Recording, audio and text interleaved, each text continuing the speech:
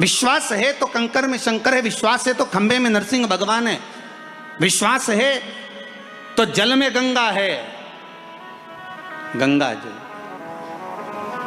और विश्वास नहीं तो कोई नहीं। मानो तो मैं गंगा माहूं, ना मानो तो बहता पानी। अब ये तो आपके ऊपर है, आप चाहें तो बहुत दूर जाकर भगवान को ढूंढना चाहोगे, और नहीं तो आपके ही पास में, आपके ही घर में, आपके ही करीब में, आपके ही हृदय में शिव तत्व बैठा है, शंकर विराजमान।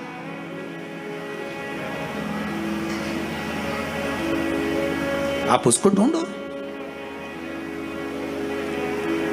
अब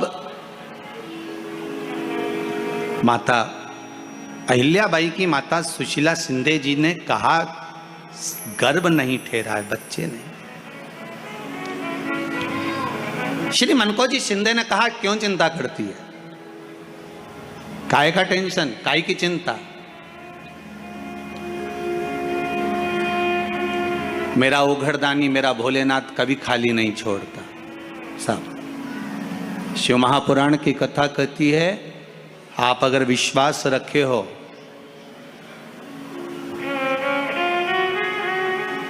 सफेद आंकड़े की जड़, जिस नारी का संतान नहीं हो, गर्भ नहीं ठहरा हो, सफेद आंकड़े की जड़, जिस देव अधिदेव महादेव की कथा जिस तुम्बरुका जी ने श्रवण कराई है, शंकर भगवान जिनके सामने बैठकर शिव पुराण की कथा सुन रहे हैं, उन तुम्बरुका जी का नाम लेकर शिवलिंग पे से 21 बार घुमाकर मंदिर में ही कमर पर 7वें दिन रजस्वला धर्म के जो बांध लेता है, और एक पीपल का पत्ता अवधूतेश्वर महादेव का नाम लेकर शंकर पर चढ़ाकर उसको गाय के दूध में उकाल कर रात्रि को दोनों पति पत्नी अगर पीकर सोते हैं, 3 महीने में भगवान भोलेनाथ उसकी गोद भर देते हैं। ये शिव तत्व। शंकर देता जरूर है। माता अंजना के यहां स्वयं शिव महापुराण की कथा कहती है, स्वयं शास्त्र वर्णन करता है, माता अंजना माता के गर्भ से संतान नहीं हुई। 42 वर्ष की माता अंजना हो गई थी, और 42 वर्ष की होने के बाद भी माता अंजना के गर्भ से संतान नहीं थी। जब संतान नहीं हुई तब बार बार निवेदन करा महाराज केसरी से, तब नहीं संतान हुई तब अपने पिता से जाकर निवेदन करा, पिताजी गौतम बाबा से निवेदन करती है माता अंजना कि मेरे गर्भ से संतान नहीं, मुझे औलाद नहीं, क्या करूं। तब गौतम बाबा ने कहा एक पार्थिव शिवलिंग का निर्माण करो, मिट्टी का शिवलिंग बनाओ, उसकी पूजन करो। और माता अंजना उस मिट्टी के शिवलिंग के पूजन में ऐसी लीन हो गई, ऐसी लीन हो गई कि मिट्टी का शिवलिंग का निर्माण करती, पूजन करती। एक बार देवाधिदेव महादेव ने कह दिया, जाओ पार्वती जरा जाकर पूछो कि अंजना को चाहिए क्या, अंजना माता को चाहिए क्या। अच्छा, सारे देवताओं को सबसे ज्यादा टेंशन देवाधिदेव महादेव से रहता है, क्योंकि ये बिना सोचे बिना समझे किसको क्या दिया है कोई भरोसा ही नहीं होता। एक बार तो ब्रह्मा जी ने खुद ने कह दिया, साहब हमको तो इस्तीफा दे दो, हमको नौकरी करना ही नहीं बैकुंठ में बिल्कुल भी। तो भगवान विष्णु ने पूछा हुआ क्या। बस प्रभु, राजा श्वेत की अंतिम समय, प्राण छूटने का दिन, उसको यमराज लेने के लिए गए और देवाधिदेव महादेव वहां खड़े हो गए और क्या कहे, लेके मत चले जाना, उसकी अंतिम सांस, और क्या कहे लेके मत जाना। और मेरा बेटा जब लाने लगा तो उसके प्राणों को हर लिया, यमराज ही मर गया।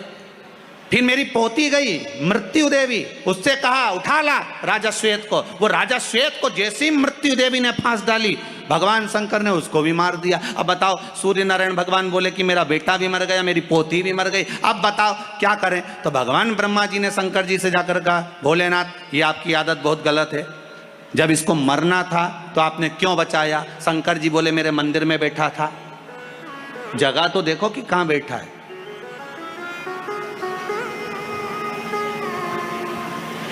ब्रह्मा जी ने भगवान विष्णु से कहा हमको ये काम नहीं करना, आप तो हमारा इस्तीफा स्वीकार करो। भगवान विष्णु ने शंकर जी से कहा भोलेनाथ जी अब इनके बेटे को, सूर्य नारायण के पुत्र को और पोती को जीवित करो। शंकर भगवान करे एक शर्त पर जीवित करूंगा, जहां मेरा भजन हो रहा हो, जहां मेरी कथा हो रही हो, अगर कोई महामृत्युंजय मंत्र का जाप कर रहा हो, श्री शिवाय नमस्तुभ्यम जप रहा हो, शंकर का पंचाक्षर मंत्र नमः शिवाय जप रहा हो, शंकर जी कहते हैं उस समय पर मृत्यु उसको ना घेरे। तो इतने में सूर्य नारायण भगवान कहते हैं शपथ लेता हूँ, संकल्प लेता हूँ, जहाँ आपका नाम होगा, अगर पृथ्वी पर कोई मरने का भी समय आ गया तो पहले आपसे पूछा जाएगा उठा ले।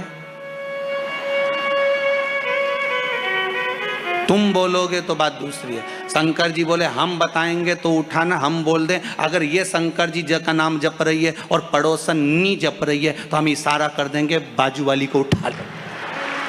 तुम टेंशन मत ले रहा, तुम तो अभी चंडीगढ़ में कथा थी, वहां एक कोई मिलने के लिए आए थे 2-3 लोग, उनके यहाँ 22 वर्ष के बाद में संतान हुई है साहब, 22 साल के बाद। और टीवी पे भी जब लाइव आप लोगों ने यूट्यूब पर देखा होगा तो उसको फोटो भी था, वो जो आए थे बता 9 साल वाले भी आए थे, 22 साल वाले।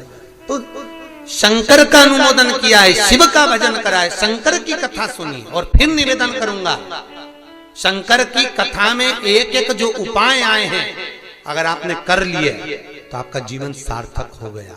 करना आपको पड़ेगा, कोई दूसरा नहीं। स्वयं खाओगे तब पेट भराएगा, थाली रखकर बैठने से पेट नहीं भराएगा। कई लोग कहते हैं राहु के जाप हम कर देंगे, कई लोग कहते हैं ना हम राहु के जाप कर देते हैं तुम्हारे को फायदा मिल जाएगा, हम केतु के जाप कर देते हैं आपको फायदा मिल जाएगा, हम इसका अनुष्ठान कर देते हैं तुमको फायदा मिल जाएगा। शिव महापुराण की कथा कहती है स्वयं खाओगे तो स्वयं का पेट भराएगा। शंकर की कथा करिए, स्वयं करिए ना, स्वयं भजन करिए, स्वयं कीर्तन करिए, स्वयं दान, स्वयं पुण्य करिए, उसका फल आपको।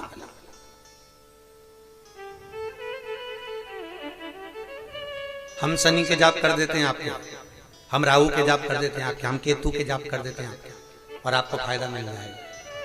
शिव महापुराण कहती है ये फालतू है, शंकर की कथा कहती है आप स्वयं 1 लोटा पानी चढ़ा कर आइए, आप स्वयं बेलपत्री नहीं है, शंकर पे से चढ़ी हुई बेलपत्र उठाकर धोकर वापिस चढ़ा दीजिए,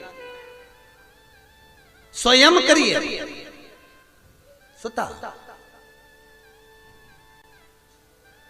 तुम खाओगे तो तुम्हारा पेट भराएगा और पड़ोसी खाएगा तो, अरे बोलो जम के, पड़ोसी तुम करो, स्वयं करो।